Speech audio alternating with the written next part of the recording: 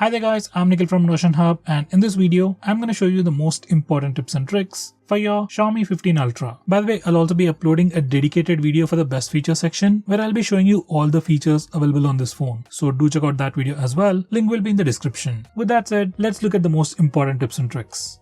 First, let's disable all the ads or things that can generate ads or annoying notifications. So to do that, go to settings, select the fingerprint settings option, then authorization. Now disable this toggle. There will be some bloatware applications pre-installed on your phone. Directly delete them, and if you can't, at least disable them. Next, I'm going to show you some system applications which you can't delete, but they will create some kind of ads. For example, you can go to downloads, go to settings menu and disable show recommended content. Next, we have to do the same for security app. Just go to the security app cleaner and disable the toggle.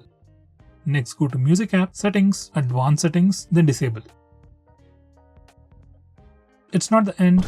Finally, you can also find it in themes. Go to settings and disable show ads personalized recommendations. Now besides these, there might be some other bloatware that I missed out. So if you find them, do let me know by commenting below this video.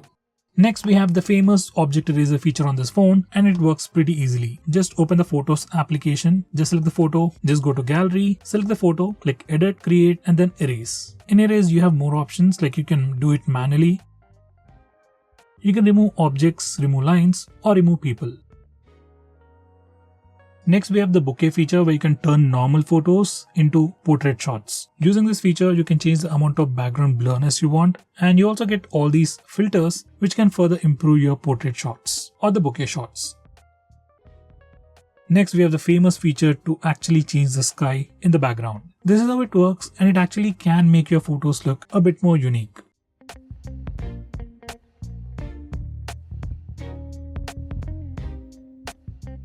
Next, we have Ultra Battery Saver, which is another unique feature available only on this phone. Let's say you have just about 5% of battery and you want your phone to stay alive for 2 to 3 hours. Then you just enable this Ultra Battery Saver. It'll kill all the applications running in the background, restrict your phone's usage, and give you basic features like calls, SMS, and keep your phone alive for the next 2 to 3 hours. This is an amazing feature that you should definitely use. Next, we have Circle to Search. Now this particular feature is enabled by default. To trigger it, you just need to press and hold on the bottom bar and then just circle to do a search. This is just like Google search, but you can precisely circle the object that you want to search for.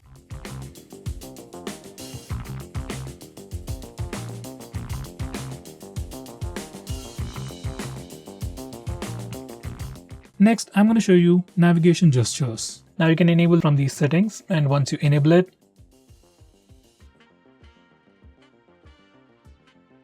you can swipe from the bottom of the screen to go home, swipe and hold for recent tabs. You can swipe from the left side or the right side to go back a step. For Google Assistant, you can swipe from the bottom left corner or the bottom right corner. And just like on iOS, you can just swipe left or right on the bottom bar to quickly switch between applications. Next, we can also trigger Google Assistant by just using the power button. You just need to enable this toggle and then press and hold the power button to trigger Google Assistant.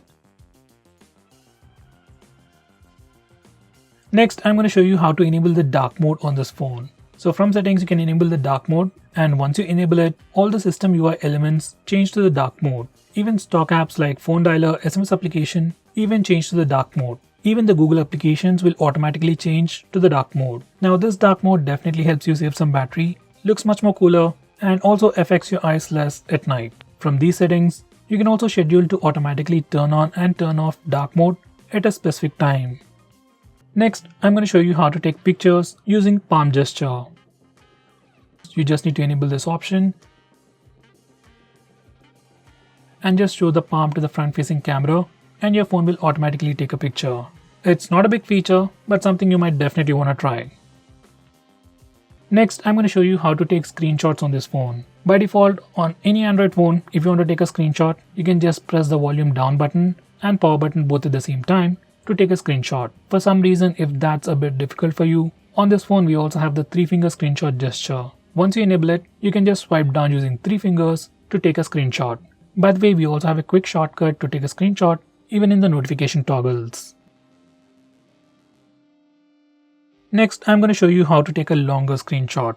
So to take a longer screenshot, first we need to take a regular screenshot. You can either use the buttons or the gesture. Now once you take a screenshot, you will see a small pop-up preview. Just tap on scroll to start taking a long screenshot. Next, I'm going to show you how to take partial screenshots. To do that, you just need to place 3 fingers on the screen and hold, and you'll get a preview. From here, you can just drag to select the area that you want to take a screenshot of. Next, I'm going to show you how to use split screen mode on this phone, or to say how to use 2 applications at the same time. For that, first go to the recent apps. Then click and hold on the application that you want to use in the split screen mode. Then select split screen. Now you can select the secondary app from the list below, or else you can go to the home screen and select the secondary app from the app drawer.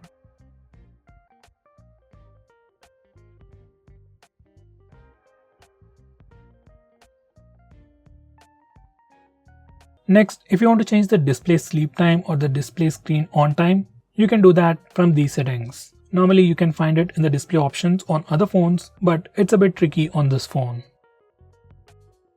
Next, if you want to display the memory usage on the recent apps page, you need to enable this particular toggle. And once you do that, every time you go to the recent apps page, you can check out the memory status. Next, if you want to display the battery percentage on the status bar, this is what you need to do. Go to these settings and you can choose between any of these options. I would select percentage outside the icon. Similarly, if you want to display the network usage of your phone on the status bar, just enable this toggle. Once you're done, your phone will display the real-time network usage information on the status bar.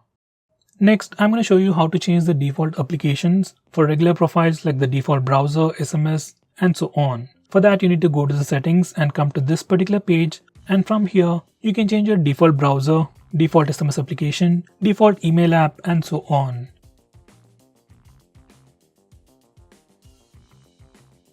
Going on next, if you're someone who's really concerned about privacy about your phone, and if you want to lock few applications on your phone, you can do that on this phone without installing any third-party applications. You can lock applications just like I've shown you in the preview. By the way, you can also have a different password for these locked applications from your phone's password, which is actually a pretty good thing. By the way, we can also use the fingerprint scanner and the face unlock features to unlock the locked applications. For that, we need to enable those options from settings.